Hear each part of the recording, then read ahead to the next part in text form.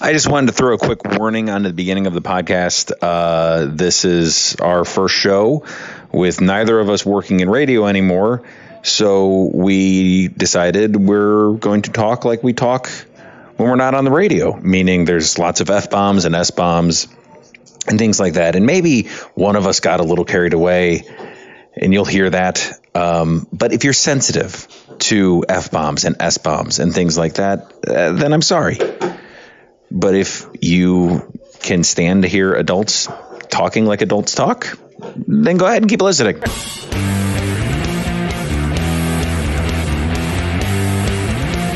Happy Wednesday to all 11 of you. It's the Jonathan Weir Show here on, Rod's basement. Yeah. Yeah, in Rod's basement. We'll get to him in a second. Okay, fine. I'll wait. He's the special guest for in perpetuity for the show, and he's going to be on in just a second. I just wanted to address something that happened yesterday. What the happened? women's soccer team played a game, right? I don't know what happened yesterday because honestly, I spent all day in bed crying. And reading. And then you came over here and spent most of your night whining in my basement. Yeah, it was horrible. Well, I was just waiting for you to give me something to make the whining stop because I've run out of Xanax. Anyway, I'm just going to address this real quick at the beginning, mostly because it's depressing and also because I just don't want to talk about it anymore. I was let go from KMBZ, and I know a lot of people are upset about that. How could they fire the #1 rated show, et cetera, et cetera. I'm on famousbirthdays.com. I mean, for God's sake. For sakes. that alone. Do they not know that I'm the... Hold on, I need to check. What? I need to check. Oh, God, we're looking it up. Famous. We're looking it up. Birthdays.com. Okay, famous birthdays, celebrity host. I wonder if I dropped because I'm no longer employed by KMBZ. You don't think so? That may make it go up. Jonathan Weir. Here we go. Oh, still there.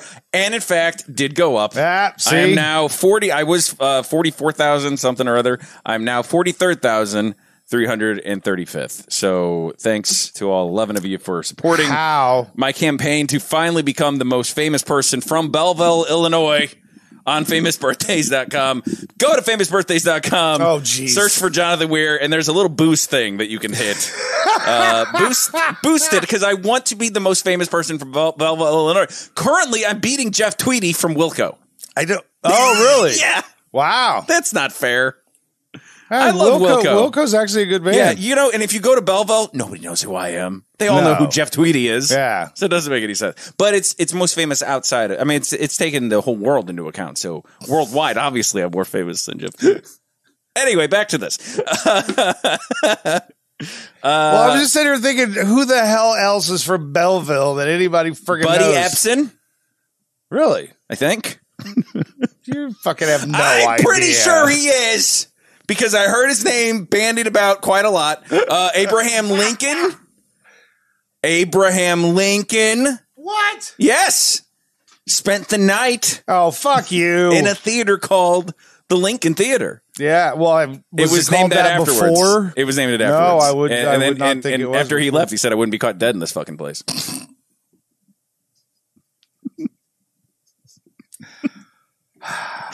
Anyway, so I was let go and blah, blah, blah, blah, blah. I'm sad about it. You're sad about it. Let's move on. I don't want to talk about what happened yesterday, but let's talk about being fired in general, because to me, that's a more interesting topic. What is your best getting fired story? I will tell you mine, because honestly, the one from yesterday was not interesting at all. Like I can't tell it, and I'm not going to tell it because there's personal things involved, and out of respect for the people involved, I'm not going to go into it.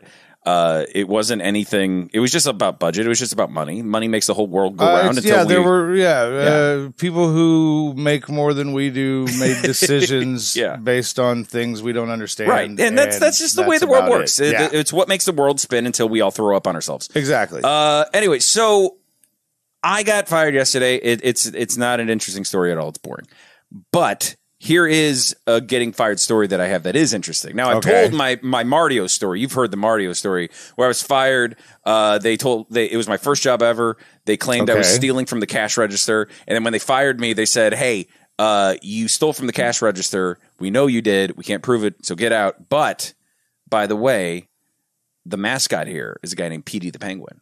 And you are amazing at playing Petey the Penguin. So we have a parade coming up. If you want to play Petey the Penguin in the parade. Yeah, we want you to be Petey, but you can't touch register. But you can't, and we're not going to pay you. But we'd love you to be Petey. It was the first time at 15 years old, it was the first time I got to tell a grown man to go fuck himself. It was great. But here's the second one. I went from that job to another job where I also got fired. And I've only been fired. No. I will let you know, though, I've only been fired 3 times in my life. Well, we now know all 3 times. Well, we're about to. Yesterday. And I was technically laid off from the railroad, so it wasn't I was fired. I was going to be welcomed back with open arms eventually. Right. But because that's the way it works. The other one was at another ice cream place, a very famous one. In fact, you could say they're royalty. Okay. Yeah. Okay. Lactose royalty. That's the thing. Yeah. And the Burger Queen? Yes. The Burger Queen. Ew. Have you ever had one of those? Okay, go ahead. What were you saying now? By the way, we're off air, so we can I understand that. I understand that. But I don't want to talk about your dick farts. So let's get back to I worked at this place for 3 weeks, Rod. 3 weeks. 3 weeks. Did you get caught stealing from the register again? I did not. I wish it was that. I hated every single second of working at that. You know how when you get older, you're like, God, I wish time would just slow down because life is just going by so fast. If I wanted to make time go slower, like interminably slower, I would go back and work at that place because it was one of those things where I would look at the clock and it'd be 6:04 and then I'd look at it again and it'd be 6:03.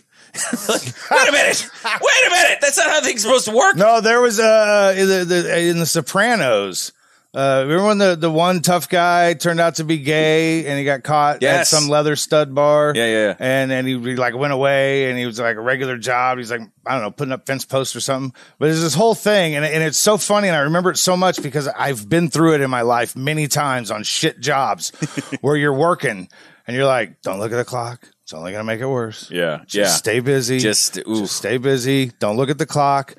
Surely it's been like what? 45 minutes, an hour. You look at the clock, and it's been 12 minutes. No, yeah, and it's torture. It is. It's like when you're driving, and you think you're driving through, I don't know, Kansas or I don't know the state, Kansas, Oklahoma, or Kansas, and you think, I've certainly gone 50 miles, and then you look down, and you're like, no, it's only been like 5 seconds since I checked last. It's horrible. Anyway, so I worked there for 3 weeks. It was the longest 3 weeks of my life. I was trained by a guy. And I'm not making this up, and he was not a dog, before you ask, because you're going to think, well, he's obviously a dog, John. They had a dog training you. No wonder you couldn't do the job right. What the guy's name was Rufus. No, I'm not making it up. And he wasn't like an old blues guy. I was going to say he was either a dog or he's a Delta musician or like, he sang with Buddy Guy what's her damn Sunhouse. Shaka Khan. No. Shaka Khan and Rufus. Right. I forgot about Shaka Khan and Rufus. No, he was a 16-year-old white kid named Rufus. Wow. Which also, by the way, worst name for a sorority ever. Moving on. He smelled bad. He smelled really bad. He smelled really, really like just putrid, like stink lines coming off of him. Wow. And I'm pretty sure, by the way, the smell coming off of him was the smell of his brain cells just Chernobyling, just because he was dumb as a post, and I couldn't focus on anything when he was training me, other than the fact that I'm being trained by a 16-year-old white kid named Rufus who stinks and who can't complete a sentence without going, So he trained me horribly, and it's all Rufus's fault. And 3 weeks go by, it's not working out. I remember at one point. So it's just a fast food place. It's a fast food place. Yeah. So you're register. taking orders? No. I was working burgers? I was working in the kitchen in the back. This was a place where they had ice cream up front and like a kitchen in the back. And it was torture working in that kitchen. It was a much fancier burger. Because this is one of those places, by the way, where you was think it the Dairy King? Nobody goes to that place for food. Everybody goes to that place for milkshakes and they're, I don't know, I'm not going to say the name of their thing. They're lizards. Yeah. Yes. Yeah, but it was so busy all the time. And I remember one time putting a hot dog in the microwave for chili dogs. That's how we made chili dogs. Oh, yeah, and it exploded. And I nearly just walked out. And I thought that would be the best way to walk out. Just explode a chili dog and go, fuck you. I'm done. I'm not doing this anymore. And Rufus. Fuck you. You're cool. Fuck you. I'm out. By the way, Rufus, here's some mints. Put them in your eyeballs or your ears. Brush your fucking teeth and take a goddamn shower. It's called soap. Everybody else knows about it. Anyway, after 3 weeks, they told me it wasn't working out and they fired me. But the thing was, they fired me. The worst part about it was after they fired me, they began to explain to me what a terrible employee I was. And I was like, this is what you're supposed to do before you fire me. I told them, I was like, wait, I get it. I'm fired. Why are you telling me I was a bad employee? They were like, well, just, so next time, and for next time that you can learn from your mistakes. I was like, I'm never going to work at this place again. Yeah. What do you think I'm going to come back? No, if you're going to criticize me, then come to me and say, okay, look, here's your chance. You suck. Fix this or you're out. But if you're going to fire me, I don't have to listen to you tell me I suck. Right. So fuck off. Yeah. If the words out of your mouth as I come in are, hey, I'm sorry, but we're going to have to let you go. You don't need to say anything else. Yeah. We're done. Nothing. And quite frankly, I don't give a shit what else you have to say. Yeah. But I realized, especially a job like that. Bitch, I was looking for a job when I found this one. Maybe that's what happened. And that's why the guy's name was Rufus. Because I thought, well, maybe they thought I was going to come back with a different name. So next time when you work again under, your name could be Don or something, or no, it has to be like Rex. Tyrone or Leroy. Right. Or Rufus. I would just come back and call myself Rufus. By the way, this is the Rufus and Leroy podcast. In case you're not aware.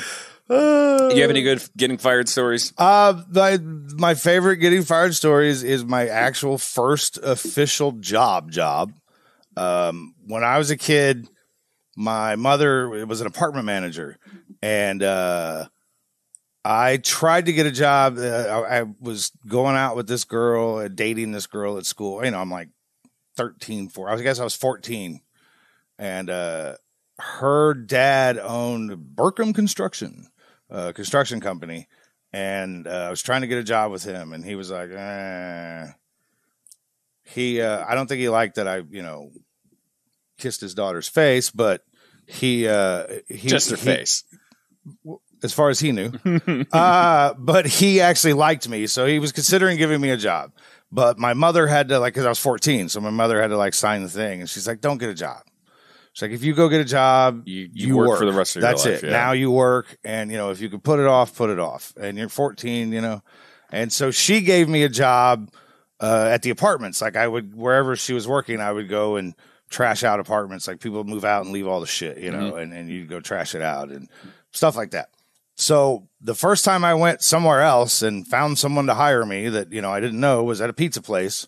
And it was this tiny little storefront delivery only place, you know what I mean? And they did the buy one, get one free. So anytime you called and you said, I want a large pepperoni sausage with extra cheese, we made 2 and brought them to your house. Oh, okay.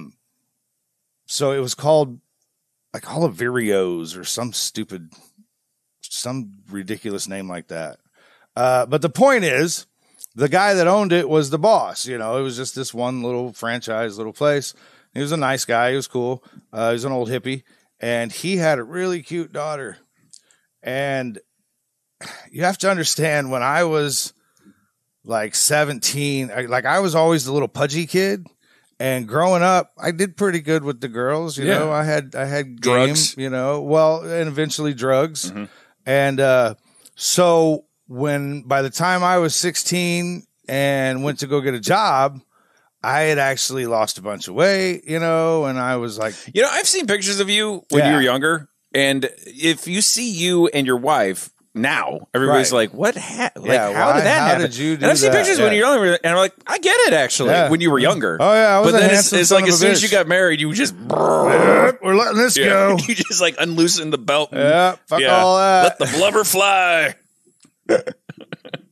That's funny. Yeah. That's actually really true. The point is, so I did quite well. So at the point, like I said, I'm 16 years old. I've learned how to have game to, pick up girls. And then all of a sudden I lost all this weight and I had long hair and I was this handsome fucking guy that all these girls were like, hey, and I was funny. So yeah, I was ridiculously like just male whore from like 16 to 18 and then drugs, which helped all that tremendously. So the point is I got caught making out with the boss's daughter in the cooler. They had the walk-in. They had the two walk-ins, one for frozen shit and one for just cold shit, the refrigerator. And we would go in there and smoke pot. In the freezer? In the refrigerator. In the refrigerator, yeah. We would go in the refrigerator and smoke pot. And the thing was, the idea was, all this air is going to change. Oh, it's going to recycle. It's being circulated. Why are potheads so goddamn smart? So I don't get that. It's going to reek in here, but not for very long. Like honestly, if you said, okay, like if there was some way to somehow cure cancer, but the only way to cure it was to smoke pot and no one knew, to get away with smoking pot. If that was it, somehow potheads would figure out how to cure cancer. No. Here's the thing that amazes me. You get 3 potheads, hand them a bag of weed, and that's it.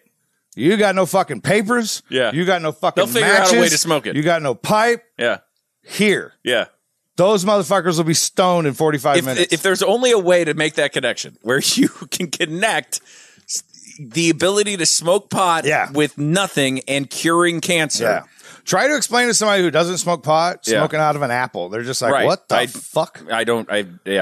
Why would you even think of that? Because you just need to. Because it's an apple. Yeah. They're everywhere. You just need something to smoke it out of. You can eat the evidence. Anyway, so you're smoking in the fridge. So yeah, we would always go in there and smoke in the fridge. And that was the thing is when the boss left, we sneak in the fridge, get fucking stoned.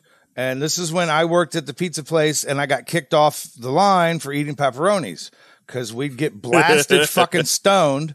And then I'd be in there, making pizzas. Sure. And trying to hurry because we'd get busy. And yeah, just popping pepperoni. I got the munchies, man. There's a whole bucket of pepperonis in front of me. These are awesome. And so, yeah, that's when I go, okay, you can't work on the line anymore. So they put me on phones because I could talk. And most of... I just got the image of you, like, with your face over a bucket of pepperoni, and the guy, like, taps you on the back, and you're like, oh! What? He's like, as they're falling back out of my mouth. You can't eat pepperoni and work on the line. He's like, what? Why not? What's wrong with this? I beg to differ, sir. I've been doing it for 2 weeks. The fuck is your problem? Keep up! You should see where I'm keeping the ham.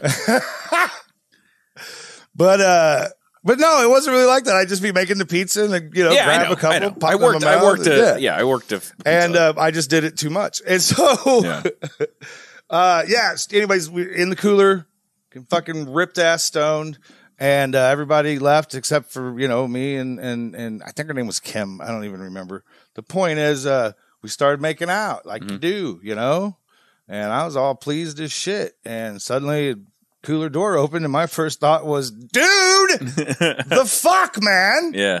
And it was her dad, my boss. He stood there looking at me, and honest to God, my first thought was, fuck, it reeks in here, doesn't it? Right. And then I was like, you know what? That really doesn't matter. And I should take a step away from his daughter, because, I don't care how much anybody likes you. Nobody likes the idea of you fucking their little girl. Yeah. Nope. Or little boy. True. How come if you say little girl, the context is obviously it's a girl your own age. Yeah, but if you say little boy, it's obviously you're just like, okay, Allen Ginsberg, what the hell is what is going on here? What the fuck is your problem? I love being able to swear. I know, and apparently. actually speak like I speak. I'm not sure how to do this because this is normally where I transition into a break. Yeah. Let's take a break. All right. Well, we come back on the Jonathan Weir Show in 5 minutes. We're going to talk about this. Is it take a break? I can smoke a cigarette. Is it okay to ask a stranger to swap seats with you on a plane? This happened where a guy asked another guy to swap seats with him on the plane. Why, the guy refused to. We'll see who you side with because I actually side with the guy who didn't want to swap seats. Why? That's coming up. I have no idea what we're going to put here. AkinsPCRepair.com is not a sponsor of the show, but it is a good friend. He's loaning us his laptop so we could even record this in the first place, so I figured we'd give him a shout-out. Definitely one of the 11. Great guy. We were talking about being fired, and the great thing about Cody Akins is he owns his own company, so he can never be fired. Unless he fires himself, unless he develops hardcore schizophrenia that he's not going to be able to fire himself. What happened? I got fired. Yeah, fired. You own I know. I know. It's weird. The boss is a real dick. I'm a total dick. Wouldn't even listen to what I had to say. Anyway, they got great deals on refurbished computers, and they do a virus system check. He did that for you, right? He cleaned up your computer? Yeah. Yeah, no, like I said, he took those 2 laptops. They're like brand new now. I'm thrilled. And to the point that I'm afraid to fuck with them because I'm only going to make it worse. So it's AkinsPCRepair.com. Make my computer guy your computer guy at AkinsPCRepair.com. All right. So tell me about this airplane thing. All right, so maybe this has happened to you. You arrive at the airport and learn that you aren't seated next to your travel companion. It's never happened to me, but I know it has happened to some people. What are you supposed to do in that situation? Usually, I guess you would ask the person who has the seat next to your travel companion, can you switch seats? Yeah. Especially like if it's your a daughter or something, or right, or your girlfriend. But yeah, anything. It's like, hey, there's no 2 seats close to each other. Do you mind if we switch? Yeah. Why? I don't understand why you would be so uptight about it. Yeah. Why you would be so, no, this is my seat. So an Australian journalist who wasn't able to sit with his girlfriend for a flight complained on Twitter that a quote boomer, baby boomer, wouldn't switch so they could be together, kicking off a fierce online debate. While some came to Daniel Breidig's defense, many comments called him a spoiled, entitled brat and an idiot. One person noted, quote, your lack of planning is nobody else's problem. Adding a poll to his query, Breidig learned that 64% of people felt it is reasonable to ask, with 36% giving the situation or giving the thumbs down. But here's the thing. I agree with the boomer because, like, if it's not his responsibility to make sure your seats are good. That's on you. If he doesn't want to move, he doesn't have to move. Yeah. And maybe ask a little nicer and not bring ageism into it and be like, typical entitled boomer. That part of it is, yeah, what difference does it make whether, asking is reasonable, complaining is not. That's the way I agree with. Yeah. That I agree with. But at the same, my immediate thought is, what fucking attachment could you possibly have to an airplane seat? Well, maybe it was a window seat and he likes the window. I was going to say, the only thing I can understand is, when I was a kid, the window seat's the shit. Yeah. And if like Roman and I were flying and, those pick your seat, which most flights are now, I think, right, or at least the ones I go on, the ones that say Greyhound on the side. If there wasn't a window, gravebound. Anyway, if there wasn't a window seat, I would say to the person, "Hey, do you mind if my fucking 11-year-old son, who still has awe and wonder in his life, and isn't jaded and shitty, and this is his 14th flight in life." And he can see out the window. Do you mind if he sits by the window and looks out? I can't imagine anyone saying, no, fuck you. Right. But maybe this guy asked differently. It is weird that the guy refused to move. Like, what was his thing? No, she's mine now. That's how it works. I got my wife who recently died because I sat next to her on an airplane. You know what? In fairness, you say that. If you were sitting on a plane and a hot chick sat next to you, a very attractive woman with large breasts that are probably going to rub your arm at some point accidentally. You're like, heck yeah, this flight just got better. And a dude goes, hey, man. That's my girlfriend. Will you move? That's my girlfriend. Would you mind switching seats with me?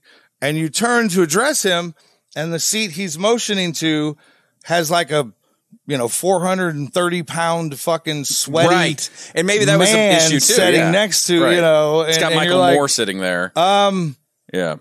Yeah, no, that's cool. No, I'm not going to do it. Well, the first part, no, that wouldn't be if it was me and the hot chick was sitting next to me, I would be like, I'll move, fine, good, because you know me. And I would be so. Okay, because here's the thing. Henry and I went to see, because I weirdly didn't have anything to do last night. We went to see the new Spider-Man movie, which is phenomenal. I was so happy when you told me you went to see the Spider-Man movie. Which when you came over last night, I came over last night. I went and saw Spider-Man. I was like, okay, cool. But I didn't even know there was a new Spider-Man movie. Yeah, Spider-Man: Far From Home. I was so excited because after Endgame, I was like, how are they going to top that? How are they going to do anything else now? But they did. It was really funny. Yeah. There was one sequence in it. I do like the Spider-Man a lot better than. Yes, he's the best Spider-Man. Yeah, Tom Holland is easily the best because he's great as Peter Parker and great as Spider-Man. The earlier ones, Tobey Maguire was a good Peter Parker, but a terrible Spider-Man, and Andrew Garfield was a terrible Peter Parker because he was like cool, which isn't right. No, it doesn't work. Anyway, point is, we're at the theater, and it's one of those theaters where you have your own select seating, right? You can pick your own seats. Oh, you actually, like assigned seating. Assigned seating. Yeah. Thank you. That's what it is. Assigned seating. And Henry and I are sitting there. The entire row is empty going all the way to the left. Henry is sitting to my left. I'm sitting to the right of him. Everything to the left of Henry is vacant. Yeah, like six. We're sitting there. Seats with nobody in them. And this very nice woman, I'm not disparaging her at all because this is not her story, and this story isn't about her doing anything wrong. Right. This very nice woman comes and she looks at her seat. Her seat is right next to mine. There's also pretty much no one else in the rest of the row. There's a couple of people all the way down. Right. She could have sat in any of those seats, but she sat right next to me and my son. That was her assigned seat. It felt weird. Yeah. It felt extremely weird. Like I felt like this is a family. Is this what this is? Like this is mom now? I didn't know. Here's the thing about it. I'm worried how this is going to come off on our first podcast after I was fired. She was African American. Okay. Which obviously I have no problem with. Was she attractive? She was good looking, yeah. But she's African American. So I got up to go to the bathroom like twice, and when I came back, I debated with myself. Should I sit on the other side of Henry and leave a vacant seat in between me and this woman? Or go back to where I was sitting? Would be perfectly reasonable. Or should I go back to where I was sitting? Would it seem rude now if I don't go back to that because seat? I've been sitting there with all these vacant seats. Obviously, I enjoy that seat, or I like sitting. I have a weird condition where my son has to be left to me. Now, that's a reasonable way of thinking about it, but that's not what my brain was saying. What my brain was actually saying was, don't be a racist pig. You don't want to look like a racist piece of crap by not sitting next to this African-American woman. You look like you went, you know what? I'm not sitting next to you anymore. I'm going to go pretend to take a piss so I can move. Right. Don't look like a racist monster. Don't come back with basically a Klan hood on and not sit next to this woman. Well, the whole time this woman's probably like, why is this dude sitting next to me? There's all these empty seats. But at the same time, bitch, why did you move why did she move? Right. However, I'm a little reticent to tell an African American woman to get out of her seat because I'm not comfortable with her in our section. Maybe you should move back. Jesus Christ. When you go to a concert, okay, you get to the concert and you go to your seat and there's like 5 empty seats. Yeah. And you and your buddy have seats, I don't know, 11 and 12. Mm-hmm. And you go up there and, there's somebody sitting in seat 10. you don't have to sit in 11 and 12 if No. the other ones are open. You leave go to the open ones. You Right. leave There's a seat no law. open, and Nobody's you going sit to down. arrest you. Now, if somebody comes and they go, "Hey, dude, we're in 13 and 14," Yeah, you go, then "Oh yeah, you- no yeah. problem, dude. You move over." Right. And now we have to be in this situation. Right. Yeah. But yeah, if it's an open road, move down a seat. Right. So what? Yeah, I don't know. The problem I have a lot of times is I think I end up looking racist by not wanting to look racist. You know what I mean? Because I think By being conscious of it. being conscious of it. Because I honestly think that sometimes people look at that and go, "This guy's obviously racist because he's trying so hard not to appear racist." When you said, Or maybe this guy's racist because he refuses to move over and give up you know his what's funny seat. is I never think about that shit until later. Oh, yeah. That's worse. I always think about it in the moment, which is pretty bad. But I know I've had moments where later I'm like, oh, no, I look like a total racist. Yeah, no, I never think about it till later because I just don't. I just treat people like people until you prove to me you're a dick. Yeah. Then I give you the benefit of the doubt. But the earlier when you were talking about the guy saying, "Yeah, this boomer," Yeah. why even fucking qualify it? You know what I mean? This dick, this asshole, this guy, this guy. But don't. Why make it about age? Like that's. You know you're going to lose people People when you do always that. talk about everybody, losing their mind and like, Yeah. oh, that's offensive. That's the easiest way to avoid that. Right. Just don't categorize shit like that. Just You know who does things like that? The so-called greatest generation.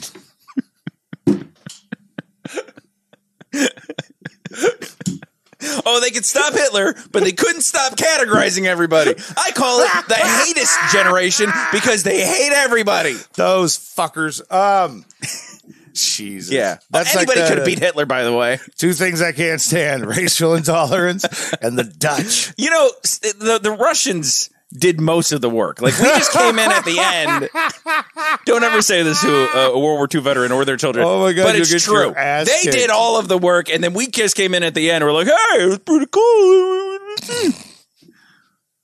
We're like, they hit a triple, and then we were the cleanup hitter. No, not even the cleanup hitter. They hit a triple, and then we were the runner. They replaced the runner. Oh, the pinch hitter. Not pinch hitter. Pinch runner. The Pinch runner. designated. No. Okay, we're gonna have to get rid of this. Hold on. They hit a triple, and then we brought in a pinch runner, put him on third, and then the next guy hits a double, and then we scored. That's us. That's us in World War II. We're scoring going, yeah, we did it all. We saved the world. That is not. No. World War I, yes. World War II, no. That is not what happened. That's pretty much what happened.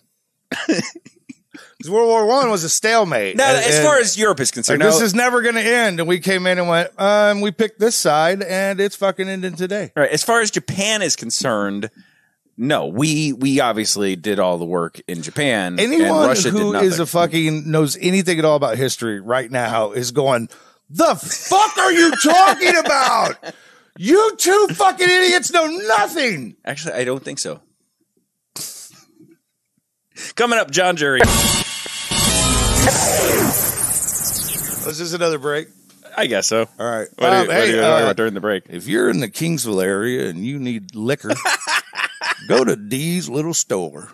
Dee's Little Store. It's the only liquor store in Kingsville, so you know where the hell it is. Do they only sell liquor at Dee's Little Store? Do they sell nuts? Dee's Nuts? Dee's Little Nuts? Dee's Little Nuts. No, but when he first bought the place, because it was my buddy's liquor store, my buddy Brandon, his first name is Dennis, and his father's name is Dennis, and his daughter's name is Denny, and, it's like a thing. So they call it, I'm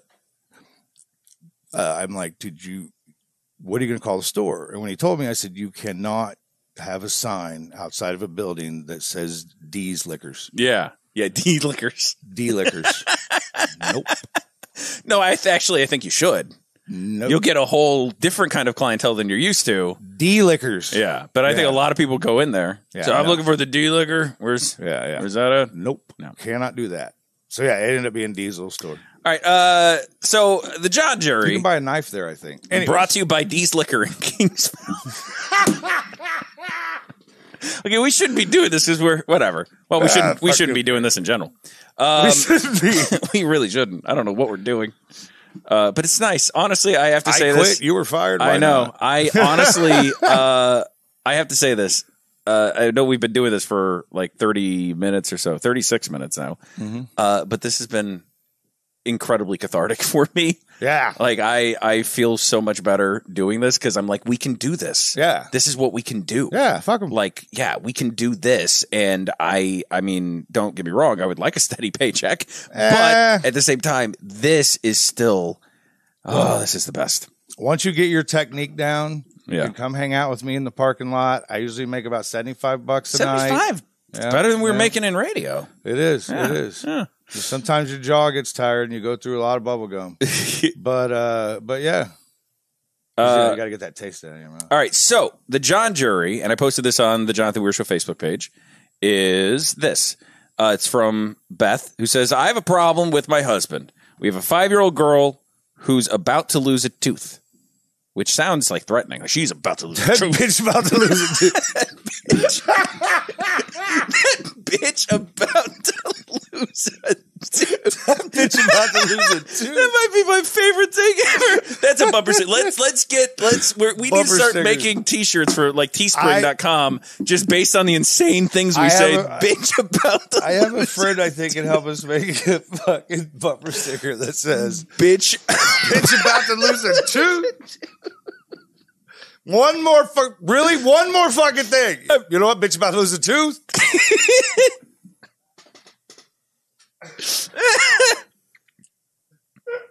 I hope you guys are having fun. Anyway, I'm sorry, Beth. Beth has a problem with her husband. I'm writing this down, bitch. 5-year-old girl who's about to lose a tooth. My husband told her all about the tooth fairy, and she believes it all, but now she's taken it too far. He gets her to do things around the house by threatening her. I'm just still laughing about bitch. Bitch about to lose a tooth. Oh my god! I wrote it down. Look right here. Oh, awesome! You know you're going to see that in a week and go, what? What? Pick up a piece of paper. Why did this bitch about to lose a tooth? Anyway, my husband told her all about the tooth fairy. She believes it all, but now it's been taken too far. He gets her to do things around the house by threatening her with the tooth fairy. So it's like the Santa Claus thing. Well, listen, he says things like the tooth fairy won't like it if you don't do this. The tooth fairy won't bring you as much money for your teeth if you talk that way. Bitch, about to lose a tooth and get no money for it. I tell you what, though, tooth fairy going to visit a lot. You keep mouthing off. You and the tooth fairy going to get on fucking first name basis. Because one more time, bitch about to lose a tooth. And he's even told her that the tooth fairy and Santa are good friends. And she'll tell Santa, you're being a bad girl this year. So the tooth fairy will inform on you. Yeah. So the fucking tooth fairy is a narc. We'll get to that in a second. Tooth fairy is a narc. I think he's taking this too far and needs to stop. Am I overreacting? Beth wants to know. First of all, let me go back to the whole thing. He's telling her that if she doesn't behave, the tooth fairy is going to narc on her to Santa Claus? Yes. Santa Claus watches you all year round. He With doesn't the help need of the tooth fairy. No, I don't think.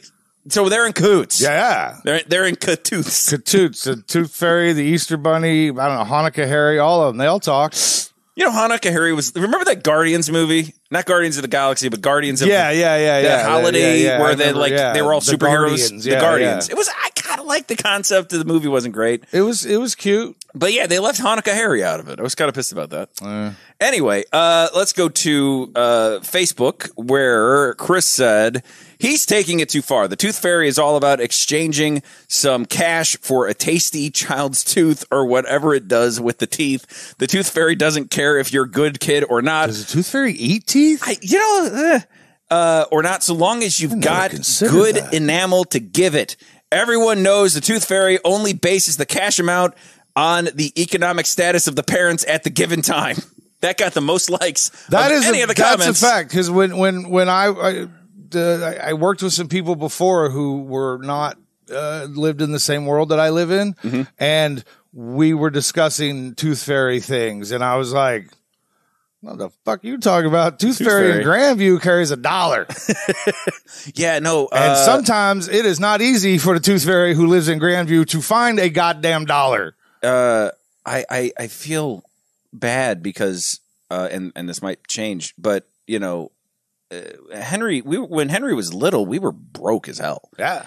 And now that, well, not right now, but hopefully eventually again, now that we have more money, it's been obvious to him that Finn has had a much better life. Oh yeah, it has a lot more toys. I never had that kind of shit. Yeah, and I think he's jealous. And I totally empathize with that because I went through the same thing. Well, when I was little, my parents were broke, but then when they had more kids after me. And they didn't. It's not like they were spoiled. My parents didn't spoil them, but they got a lot more than I did. It's different. Things are different now, and that's the thing. As a child, it's hard to grasp that. No, they're not. They don't like them better. Yeah, they've literally now learned how to be better parents. Plus, we are better off at this point in our lives. You know, it's not that they didn't want you to have a big wheel. They just couldn't afford it then. Yeah. And now you look silly as fuck on a big wheel at 14. I still want the goddamn thing. Or 37. Here's what we're going to do. Here's how we're going to do the John Jury for right now. Because I don't have any other way of doing this. Obviously, when we used to do the John Jury, we'd take calls and then you guys would vote, right? Yeah. So we'll just take the top comments. Okay. Okay, so the one guy I believe said the dad was taking it too far. But then he went on a rant about enamel and cash-based tooth fairyism. I didn't know. That freaks me out. I never thought of the tooth fairy as eating teeth. The whole thing. What is she doing? Right? Yeah. What is she doing with the teeth? I don't know. I always does she have a husband? Does he wonder where she's going at night and why she's coming back with teeth? I always thought she just slept on piles and piles of teeth. Baby teeth. Just so disgusting. Yeah. He'd be so stinky. Either that or like I think they plant them and then that's where Cabbage Patch Kids come from. Maybe. I don't know. The point is, I never thought that she ate them though. That's freaking me out. The whole thing with the tooth fairy is, look, losing a tooth is when you're a kid. At that point, it's the weirdest thing that ever happened to you. Some part of your body just fell off. Well, and it kind of hurts, and you're like, so it's this thing to make it easier. I think when we wrap this up with the 11 and how they voted on the John Jury, we need you. I knew you were going to do that. To tell your tooth fairy story, because it is one of my favorite stories of all time. Matt said, I think it's a little too much. I think the parents' dad need to take the mythical characters out of the mix and teach the child to respect the authority of the parents, as this should translate to other areas of life. Okay, we get it, Matt. Let's see. I'm trying to find the top ones, but I'm doing this impromptu like an idiot. Veronica said, nope. That's all about what happened yesterday. Okay. Joel said, I'm with the mom. The dad is replacing his and his wife's position as authority figures in the house with a made-up substitute. There you go. That's a good point. I personally think it's silly. The whole, I'm going to tell Santa or, all that shit. And the chances are, no matter what the kid does or says in the next few days, when the fucking tooth comes out, he's either going to get $1 or he's going to get $5 or whatever it is in your house. By the way, I just realized we definitely need to have a disclaimer at the beginning of this episode, not necessarily for the cussing, which I think some people don't care that their kids hear the cussing. But we need to have it because of this. Yeah, that's true. I would actually rather the kids hear the cussing than hear us going, I apologize for my foul mouth, but this is how I speak normally. No, it's fine. And there's no one here to tell me not to. Anyway, but I was just thinking that the tooth fairy thing, that's actually worse. That is a big deal. Okay. Yeah. Anyway, but that was the first thing I got rid of when it came to Roman. Like, he's 11 now. But yeah, that was the first one. That like, hey, I need to talk to you about something. I'm not doing this anymore because of the story I'm about to tell. Okay, tell your tooth fairy story. By the way, you, I believe, told me this story. This was in the dark days. Where you were before we ever got on air. You couldn't talk on air, but you were filling in. Right? No. How did we get this on air? This was you and I were you and I were hanging out at the station. Yes. And we were basically doing what we're doing now. And you were telling me. And nobody was ever going to hear it. But we were like, hey, I kind of want to work together. Yeah. And then once Jackass got fired, right, we jumped on. And I think one of the first times that we were on together, you made me tell the story. No, because it happened way before that. And I remember, I might have had to tell Mark Lavoie was involved. So it was way before that. It was Day. Yeah, you were on Days. Yeah, I was on Days. And I think you were filling in. And I think I just was like, just tell the story on air. I can't remember how it worked, or maybe I had to tell the story for you, which was awkward. Yeah. Anyway, who cares? It's a great story. Now you can tell it. Okay. So here's what happens. My son loses a tooth like most kids at that time. I don't know. I think he was 6 or 7.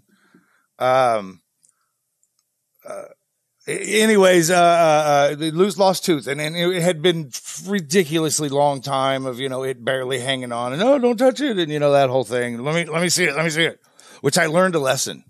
When your kid's got a loose tooth, and you're like, let me look, but they're not gonna let you pull on it. Mm-hmm. Don't pull on it.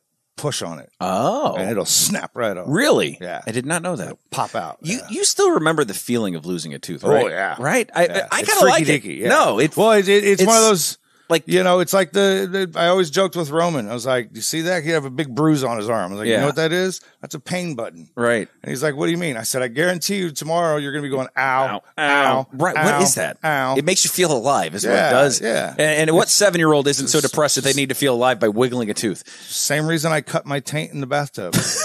Just your taint, though. Well, nobody sees the scars that way. Yeah. It's why I paint my taint. I just love the feeling of the brush. That's all. I'm writing that down too. Paint my taint. Bitch about to lose a tooth and paint my taint. We already have quality slogans for this podcast. So anyways, so Roman's tooth finally comes out. Yeah. And it's like a Friday or Saturday night. And we're going out. We were supposed to go with some friends, and we're going to dinner and the kids and all that shit. So Roman's like, look, my tooth came out. Like, awesome, lost tooth, great. So we put it in a little Ziploc baggie because otherwise you're gonna lose that tiny fucking thing. And we put it under the pillow. So then tooth fairy's gonna come. So Tabitha and I like, remember to get $1 because everything's on the card and shit. Right. So we go out and we go have dinner, and we end up over at Jeff and Jennifer's house, and the kids are playing down in the basement, and we're sitting around playing cards and and watching TV like you do, and got home ridiculously late, and got up the next morning. Forgot about it. Totally forgot about the tooth fairy. Right. I say got up the next morning. I was dead asleep. Hold on, I need a drink. I was dead asleep in my bed, and suddenly I heard my son crying. And I jumped out of bed, sat up in bed, as it were. I'm like, what? What's the matter? What's going on? And there's my son holding this little baggie with his little tooth in his little baggy PJs, crying his eyes out, red-faced. Like, why did the tooth fairy come? Why? Like, he was so excited. Why does God hate me? Wake up and reach under the pillow and get his $1. And he's like, why did the tooth fairy come? And I'm like, and I turn, and I swear to you, my wife sitting right next to me looks at me and goes, yeah, Rod, why didn't the tooth fairy come? Like, that's all on you. Well, she was pretty drunk. We got home. So I went. Wait, that's still honest to God. My first thought was because she's a bitch. Bitch about to lose a tooth. She did because she didn't get the tooth. I will paint her taint with my boot. So got them all in there. So, anyways, paint a taint with a boot. Oh my God. So anyways, I'd worry about getting fired. This says honestly at the moment, like, I hope our bosses don't hear this, but I guess I don't have to worry about that anymore. With a boot. Okay, so anyways, I had nothing else. I got, like you said, my son's standing there crying, he's got the tooth. Why did the tooth fairy come? Tabitha's like, yeah, why did the tooth fairy come? And I went, because you weren't in bed before midnight. You monster.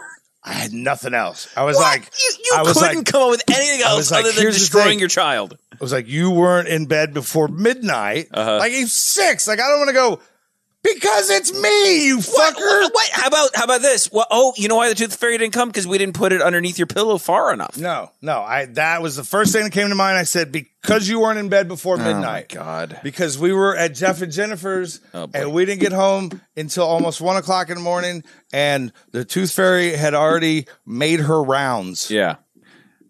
We're going to need to wrap up the story real quick, so I have 10% battery left, and if this dies, then we lost everything. Okay, so anyway, yeah. So the point is, like I said, that was my thing, is because we weren't in bed before midnight. Right. And he's like, okay, like he accepted it, we dried the eyes, sniffled, everything's fine. What's funny is, I think it was the very next day, if not the next weekend, you and I are hanging out, and I tell you the story, and you're laughing. Yeah. And because you're a monster. You went out to the vending machine, and you walked in on Roman telling Henry, but you have to be in bed before midnight. And I remember that because I remember you come back laughing your ass, like tears, like just dying. And I'm like, what's so funny?